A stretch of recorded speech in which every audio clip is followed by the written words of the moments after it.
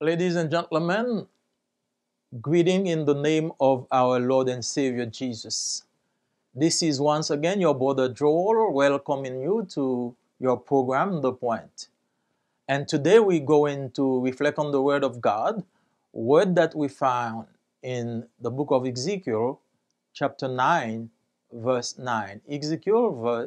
Chapter 9, verse 9, and we read, Then said he, that means the Lord, then said he unto me, The iniquity of the house of Israel and Judah is exceeding great, and the land is full of blood, and the city full of perverseness. For they say, The Lord had forsaken the earth, and the Lord see not. This verse that I have just read is a response to the prophet Ezekiel following a question addressed to the Lord during a vision of a terrible massacre in Jerusalem.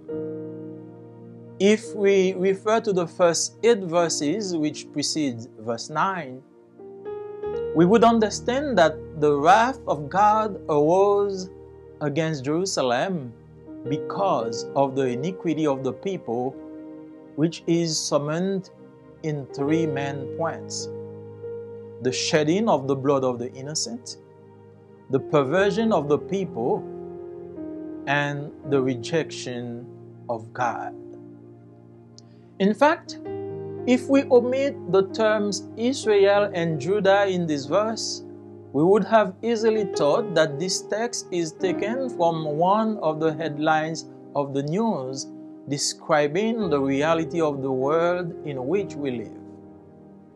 Over the past few months, we have seen with horror and astonishment how the number of lives succumbed to the weight of a deadly virus is increasing.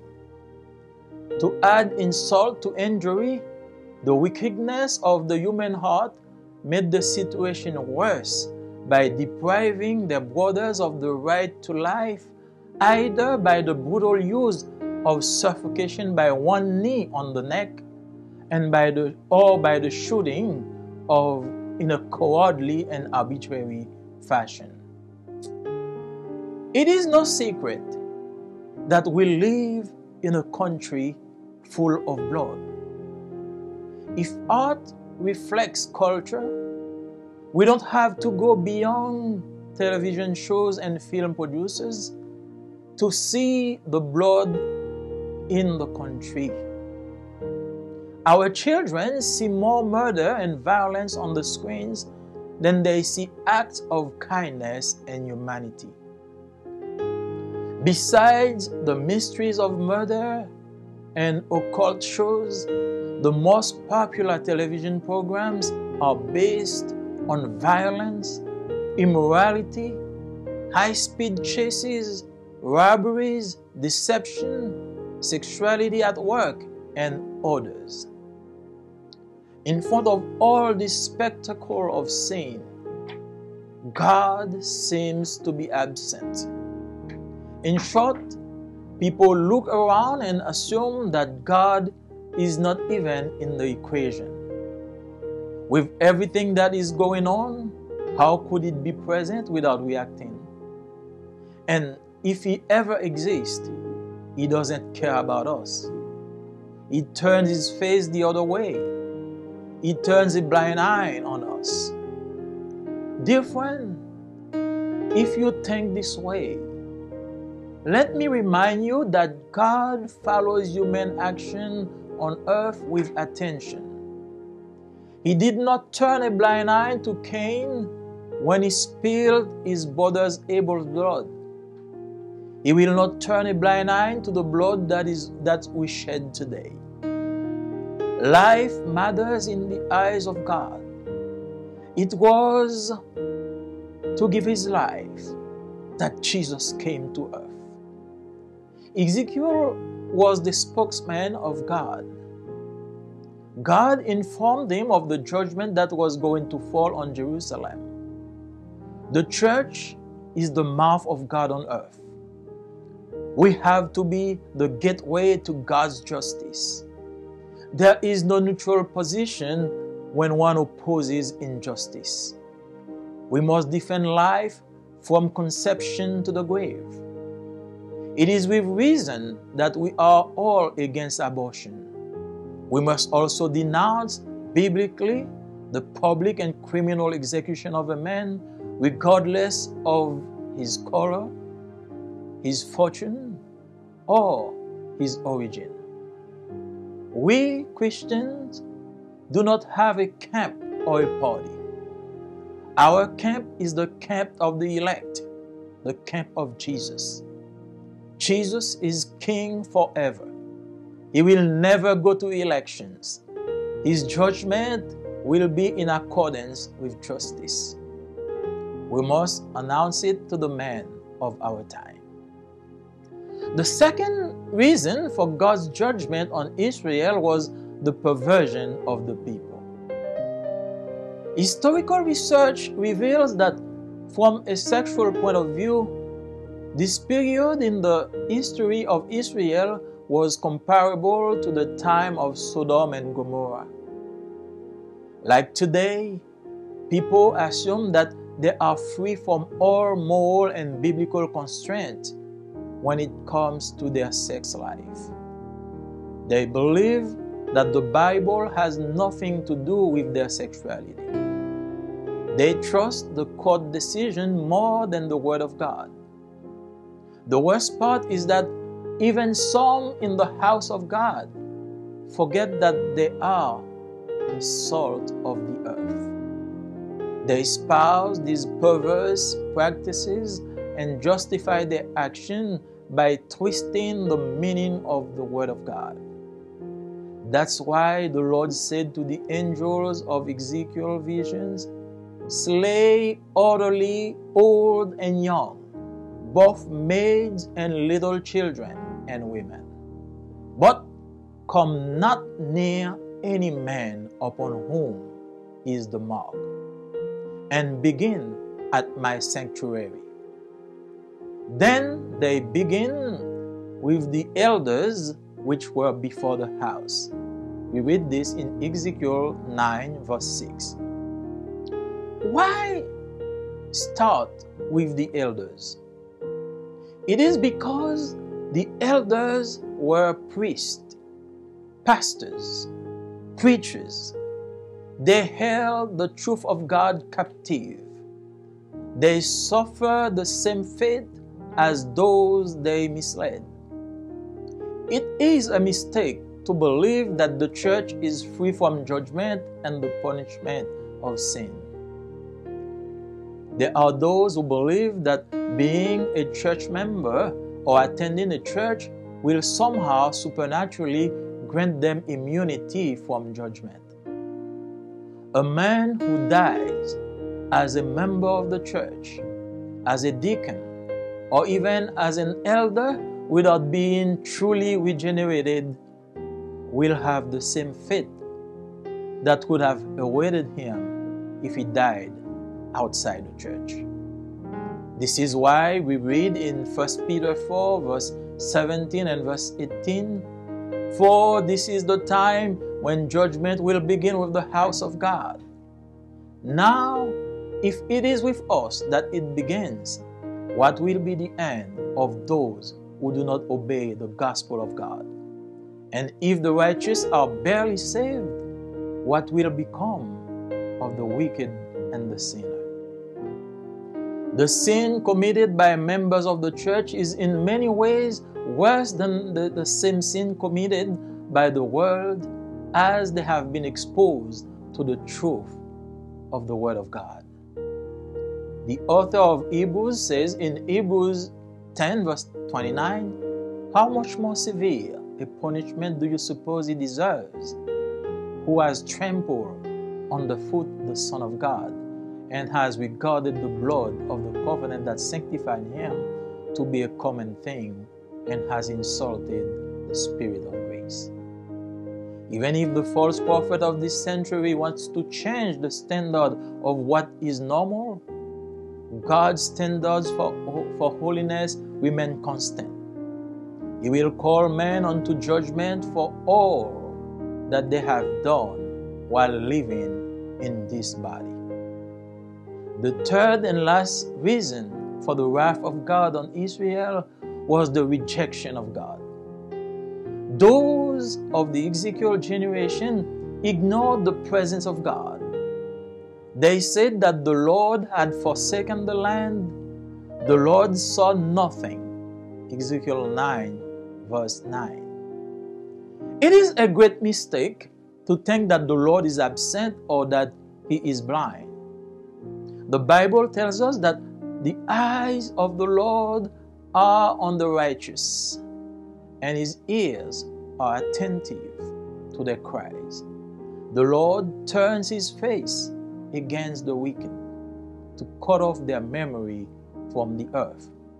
Psalm 34, verses 15 and 16. Only those who had the mark of God on their forehead were spared. Likewise, only those who have the seal of God through the Holy Spirit will be immune to the final judgment and the wrath of God. 2 Timothy 2, verse 19, Paul says, "But the firm foundation of God stands, having these seals. The Lord knows those who are His, and let everyone who calls on the name of Christ depart from iniquity." Dear friends, the only place of security and victory is under the blood of the Lamb. Now, you may ask yourself, how are you going to spare yourself from the wrath of God? The only way to protect yourself against the wrath of God is to believe in the name of Jesus, is to confess your sin. Repent from your wickedness and ask forgiveness, not only for your sin, but for the sin of humanity.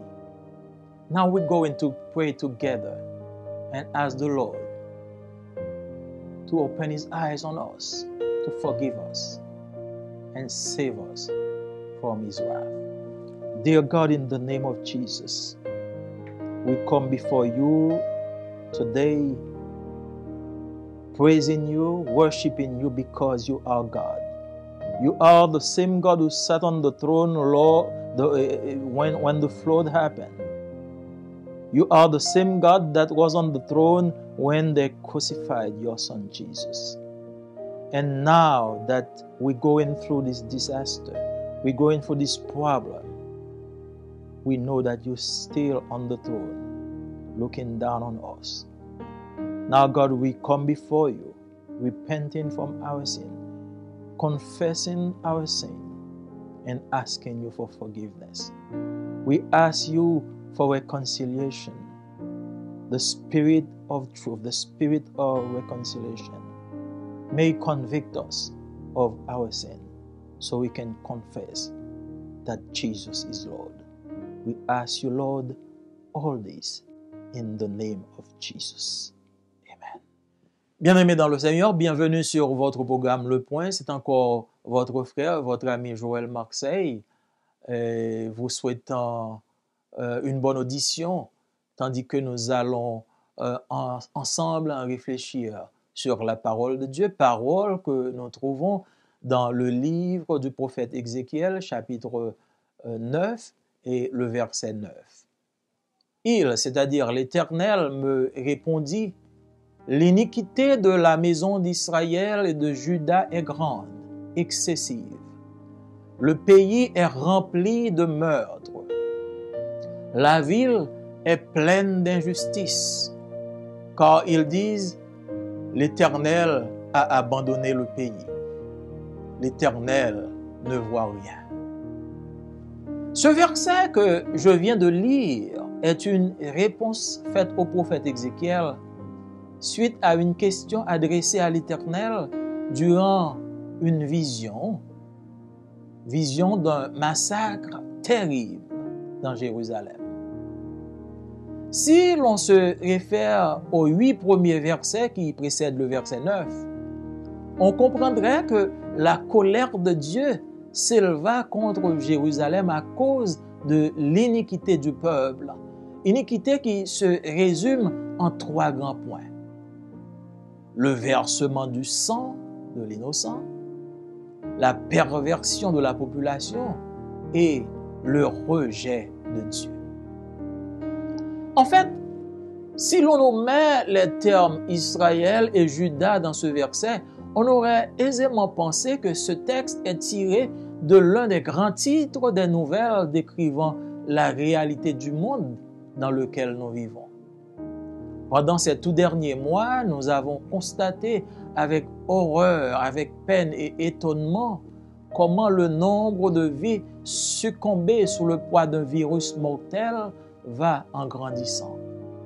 Et pour comble, la méchanceté du cœur humain a corsé la situation en privant nos frères et nos sœurs du droit de vie, soit par l'usage brutal de la suffocation par un genou sur le cou, soit par la fusillade de façon lâche et arbitraire.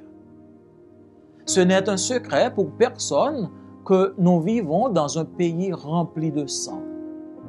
Si l'art reflète la culture, nous n'avons pas à aller plus loin que les émissions à la télévision et les producteurs de films pour voir le sang dans le pays. Nos enfants voient plus de meurtres et de violences sur les écrans qu'ils ne voient des actes de gentillesse et d'humanité. En dehors des mystères du meurtre et des spectacles occultes, les programmes les plus populaires de la télévision sont basés sur la violence, l'immoralité, les poursuites à grande vitesse, les vols à moyens sophistiqués, la tromperie, la sexualité au travail et autres. Devant tout ce spectacle de péché, Dieu semble être absent. En bref, les gens regardent autour d'eux et supposent que Dieu n'est pas dans l'équation. Avec tout ce qui se passe, comment pourrait-il être présent sans réagir? Et si jamais il existe, il s'en fout de nous. Il ne regarde pas. Cher ami, si tu penses ainsi, laisse-moi te rappeler que Dieu suit avec attention les actions de l'homme sur la terre. Il n'a pas fermé les yeux sur Caïn quand il versa le sang de son frère Abel. Il ne fermera pas les yeux sur le sang que nous versons aujourd'hui. La vie a de l'importance aux yeux de Dieu. C'est pour donner la vie que Jésus vint sur terre. Ézéchiel fut le porte-parole de Dieu. Dieu le mit au courant du jugement qui allait tomber sur Jérusalem. L'Église est la bouche de Dieu sur la terre. Nous devons être le porte-parole de la justice de Dieu. Il n'y a pas de position neutre quand on s'oppose à l'injustice. Nous devons défendre la vie de la conception à la tombe. C'est avec raison que nous sommes contre l'avortement. Nous devons aussi dénoncer bibliquement l'exécution publique et criminelle d'un homme, quelle que soit sa couleur, sa fortune ou son origine. Nous autres chrétiens, nous n'avons pas de camp ou de parti. Notre camp est le camp des élus, le camp de Jésus. Jésus est roi éternellement. Il n'ira jamais aux élections. Son jugement sera conforme à la justice. Nous devons l'annoncer aux hommes de notre temps. La deuxième raison du jugement de Dieu sur Israël fut la perversion du peuple. Les recherches historiques révèlent qu'au point de vue sexuel, cette période dans l'histoire d'Israël était comparable au temps de Sodome et de Gomorrhe. Comme aujourd'hui, les gens se mettent à l'idée qu'ils sont libres de toute contrainte morale ou biblique quand il s'agit de leur vie sexuelle. Ils croient que la Bible n'a rien à voir avec leur sexualité. Ils font plus confiance à la décision d'un tribunal qu'à la parole de Dieu. Le pire est que même certains de la maison de Dieu oublient qu'ils sont le sel de la terre. Ils épousent ces pratiques perverses et justifient leurs actes en tordant le sens de la parole de Dieu. C'est pourquoi l'Éternel dit à l'ange de la vision d'Ézéchiel, « Tuez, détruisez les vieillards, les jeunes hommes, les vierges, les enfants et les femmes, mais n'approchez pas de quiconque aura sur lui la mort, et commencez par mon sanctuaire. » Ils commencèrent par les anciens qui étaient dans la maison. Nous lisons ceci dans Ézéchiel chapitre 9, verset 6. Mais pourquoi commencer par les anciens? C'est parce que les anciens étaient les prêtres, les pasteurs, les prédicateurs. Ils tenaient la vérité de Dieu, la vérité de l'Évangile, ils la tenaient captive. Ils subissaient le même sort que ceux qu'ils ont induits en erreur. C'est une erreur de croire que l'Église est exempte du jugement et du châtiment du péché. Il y a ceux qui croient qu'être membre d'une Église ou encore fréquenter une Église leur accordera en quelque sorte de façon surnaturelle l'immunité contre le jugement. Un homme qui meurt en tant que membre de l'Église, en tant que diacre ou même en tant qu'ancien, sans être vraiment régénéré, aura le même sort qu'il aurait attendu s'il mourait en dehors de l'Église. C'est pourquoi nous lisons dans 1 Pierre chapitre 4, les versets 17 et 18, « Car c'est le moment où le jugement va commencer par la maison de Dieu. Or, si c'est par nous qu'il commence, quelle sera la fin de ceux qui n'obéissent pas à l'évangile de Dieu? Et si le juste se sauve avec peine, que deviendront l'impie et le pécheur? » Le péché commis par les membres de l'Église est à bien des égards pire que les mêmes péchés commis par le monde, car ils ont été exposés à la vérité de la parole de Dieu. L'auteur de l'Épître aux Hébreux nous dit dans Hébreux chapitre 10, verset 29, « De combien pire punition, pensez-vous, sera-t-il jugé digne d'avoir foulé aux pieds le Fils de Dieu, compter le sang de l'alliance par laquelle il a été sanctifié, chose courante, et insulter l'Esprit de grâce. » Même si les faux prophètes de ce siècle veulent changer le standard de ce qui est normal, les standards de Dieu pour la sainteté restent constants. Il appellera l'homme en jugement pour tout ce qu'il aura fait étant dans ce corps. La troisième raison du jugement de Dieu sur Israël fut le rejet de Dieu. Ceux de la génération d'Ézéchiel ignoraient la présence de Dieu. Ils disaient que l'Éternel a abandonné le pays.